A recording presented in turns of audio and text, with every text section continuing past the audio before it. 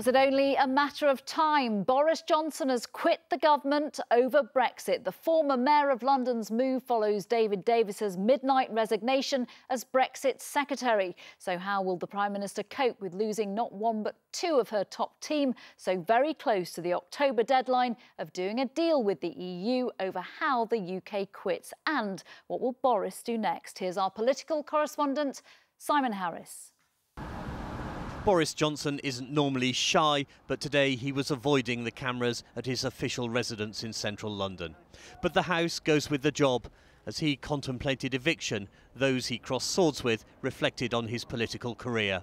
Boris is one of those people, he's incredibly talented, very bright, very funny, but he really has not been an asset to the government in this situation. And he should have been sacked quite a long time ago. As Mayor of London, Boris Johnson seemed able to turn even PR disasters to his advantage, whether getting stuck on a zip wire or falling into a stream. But away from City Hall, he seemed less sure-footed.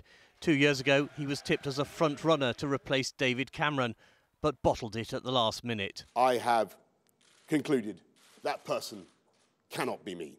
His record as Foreign Secretary wasn't unblemished. He mistakenly suggested Nazanin Zaghari-Ratcliffe, the Londoner jailed in Iran, had been working there as a journalist. He had to apologise. Yes, of course, I apologise for the distress, for the suffering that has been caused by the impression that I gave. And then there was Heathrow Airport. This was his promise to his West London constituents in 2015. I will lie down with you in front of those bulldozers. But when MPs voted on a third runway last month, the member for Uxbridge and South Ruislip was conveniently in Afghanistan. We have been waiting for Boris Johnson to resign for a long time. There have been so many reasons why he should have resigned, and this today is not about Brexit, is it? Because if it was a matter of principle, he would have resigned on Friday, and he didn't resign on Friday. In the Commons, the Prime Minister tried to say something nice about him. She said she wanted to recognise the passion that the former Foreign Secretary demonstrated in promoting. But many MPs simply cracked up and Mrs May couldn't be heard over the howls of laughter. In promoting. Order! A very unseemly atmosphere. After the Speaker intervened, she did manage to finish her one-sentence tribute. That the former Foreign Secretary demonstrated in promoting a global Britain to the world as we leave the European Union. Tonight, all eyes are still on that front door from where the Foreign Secretary will begin his journey to the backbenches. One of London's big political characters, if not the biggest. What's his next move? That is the big question. We haven't yet seen those crucial letters between Boris Johnson and Theresa May, so we don't know the tone of his language. We don't know his reasons for leaving, whether it is simply he couldn't stomach that deal announced at Chequers on Friday, or whether he actually is far more critical of Theresa May as Prime Minister. And that then begs the question, is he looking to mount a one last chance, one last go at becoming the leader of the Conservative Party and the next Prime Minister? Of course, to do that, there has to be the numbers. They have to have the 48 MPs who demand a vote of no confidence, and then there has to be enough MPs saying that they don't have confidence in Theresa May, and then, of course, Boris Johnson has to get the support to do it. All up in the air at the moment. Isn't it just? Look, one London MP has quit the government today in this sensational fashion. Another one has been promoted to the Cabinet for the first time, Dominic Raab. What a job he's got on his hands. Yeah, now Secretary of State for departing the European Union. He was a housing minister. He represents Esher and Walton in Surrey.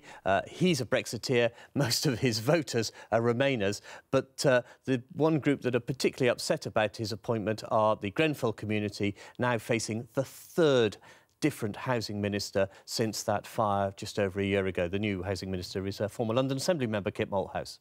OK, Simon, for now, thank you.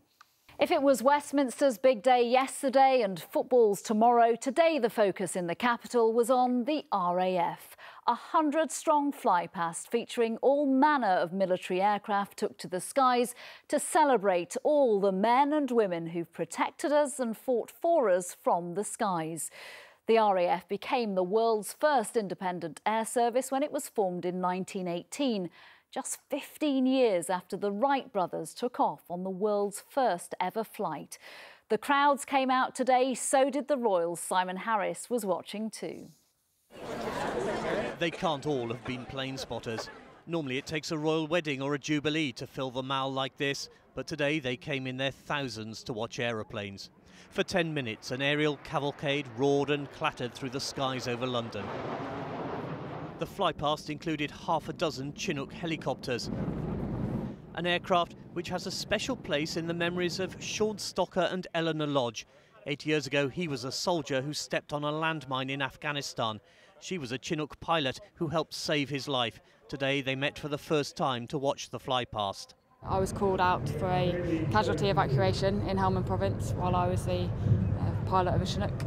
And I landed in a field. I saw Sean being stretchered onto the back of my aircraft.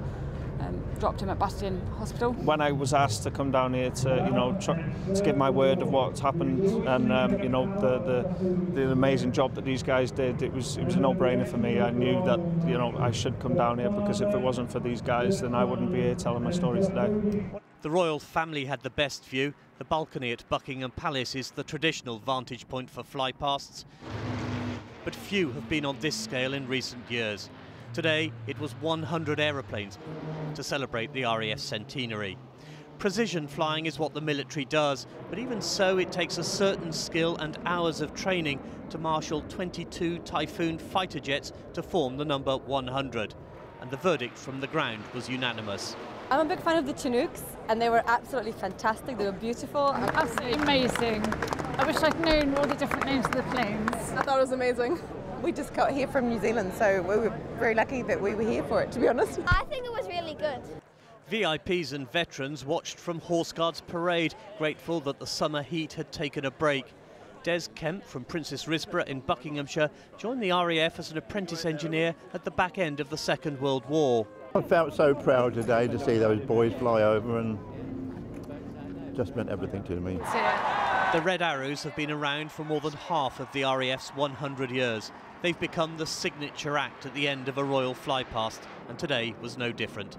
Simon Harris, ITV News, The Mall. Good evening. Donald Trump is here. The US president landed at lunchtime for a 4-day working visit to the UK.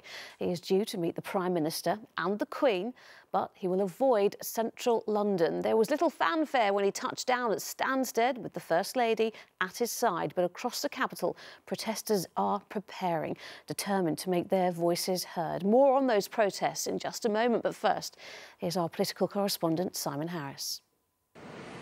It wasn't the state visit promised by the Prime Minister in Washington, but a short working trip which will see President Trump spend just 2 nights in London. Air Force One dropped him off at Stansted after a brief flight from Brussels, where he was asked about the protests awaiting him. I think it's fine. I mean, I think they like me a lot in the UK. I think they agree with me on immigration.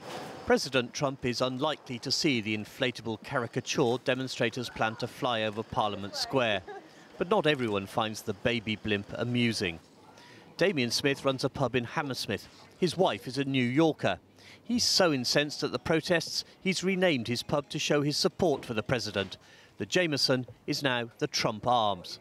When I see all the negative publicity about, President Trump's visit to London, it's just, I was horrified to think that it has gone so far, and they were so small-minded with this balloon and all the rest, and it's just it's not nice. It's disgusting, really.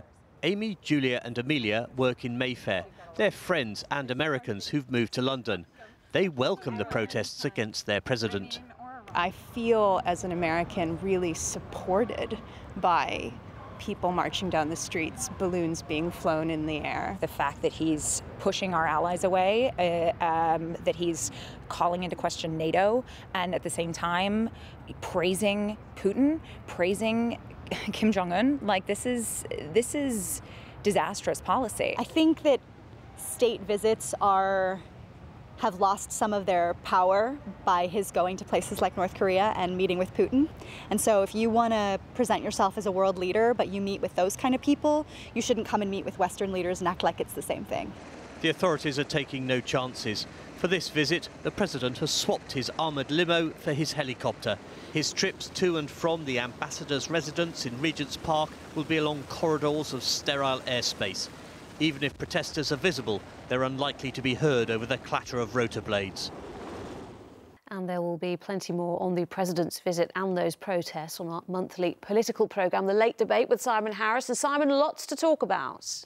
Lucrezia, on The Late Debate tonight, we'll be asking what level of protest is appropriate for President Trump's visit. Should police manpower be tied up in a huge security operation? Was it right for London's mayor to give permission for that controversial balloon? And should the visit be happening at all? He is the head of state of the US, and therefore we do need to receive him, but I think in a low-key way. I just regret the fact that there isn't perhaps going to be an opportunity for him to hear from perhaps members of Parliament, for instance, about our views, as Rupa was saying, on things like climate change. We should have a discussion, and where we disagree on things, and we do disagree on some things, we should say that firmly and respectfully, and hopefully get some change as a result. You never get anywhere by shutting down dialogue. So I think it's right we're having a working visit, and like I say, I haven't seen any red carpet being rolled out so far. We'll also be talking Brexit with one of the Conservatives' leading rebels, the arch-Remainer and MP for Beaconsfield, Dominic Grieve. That's The Late Debate here on ITV at 11:15. Lucrezia. Thanks, Simon. We'll be watching. For the next hour, Trump is still in town, and so those who see him here in the first place. They have travelled from across the country to voice their concerns about his personality and his policies. As you can hear in Trafalgar Square tonight, he knows he's not welcome by all London. That hasn't stopped the president once again attacking the capital's mayor, blaming Sadiq Khan for last year's terror attacks. There was no such animosity earlier when he once again met the Prime Minister and this time met the Queen. Our political correspondent on all the president's appointments.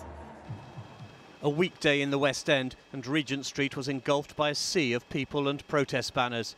The march stretched as far as the eye could see as tens of thousands of demonstrators expressed their disgust and anger at the president's visit. It's hardly surprising that President Trump said he felt unwelcome in London, and by the time the marchers set off, he was long gone, helicoptered out of town to meet the Prime Minister in the tranquility of the Buckinghamshire countryside. And it wasn't just the march he missed, but also the inflatable nappy-wearing caricature floating above Parliament Square. The activists responsible for the balloon meant it as an insult. An unmistakable signal to Donald Trump of how this country sees him. That is as a petulant, vicious, self-obsessed, ego-driven child. The so-called baby blimp was sanctioned by London's mayor. Little wonder then that hostilities between the two men resumed. You have a mayor who's done a terrible job in London. I think he's done a very bad job on terrorism. I think he's done a bad job on crime. Now, he might not like the current president, but again, it's, for me, I represent the United States. At City Hall, Sadiq Khan was reluctant to discuss their row. I don't want to talk about President Trump. What I want to talk about is the protests taking place today. But none of this is doing any good to London's reputation, and you promote London. Well, what's really important is that we don't wrongly characterise today's protests as being against America. But because of your relationship with President Trump, because of this war of words, we've got global headlines with the President of the United States talking down London. Surely you regret that? Well, what I'm really proud of is across the world, people are seeing London as a beacon for freedom to protest, a beacon for freedom of speech. In the garden at Chequers, Prime Minister and President were on first-name terms. For Donald and me. Thank you very much, Teresa. Mr. Trump didn't mention his spat with Mr. Khan, but he did talk about a previous London mayor, Boris Johnson. He'll be a great Prime Minister. He's been very nice to me. He's been saying very good things about me as president. I think he thinks I'm doing a great job. I am doing a great job, that I can tell you, just in case you haven't noticed. But Boris Johnson, I think, would be a great Prime Minister. Mrs. May did well not to squirm at this point. For her, Prime Minister Boris Johnson is probably the stuff of nightmares. This afternoon, President and Mrs. Trump got the full Windsor welcome from the Queen. If anything is guaranteed to make White House officials shriek with excitement and gratitude, it's this. Priceless pictures of the President inspecting a guard of honour. Soldiers in scarlet uniforms and bearskins, and the Queen of England. Simon Harris, ITV News. As you can see, I'm joined by our political correspondent, Simon Harris. Look, they didn't get a glimpse of the president in real life, but lots of Londoners came out to make their voice heard today. What do you make of what we've seen in the capital? Well, I think it's fair to say that the president made a pretty good fist of offending his hosts, mostly in that newspaper interview with The Sun this morning. He attacked the Mayor of London. Perhaps that's not surprising given their history, but he seemed to cast doubt on London's hospitals.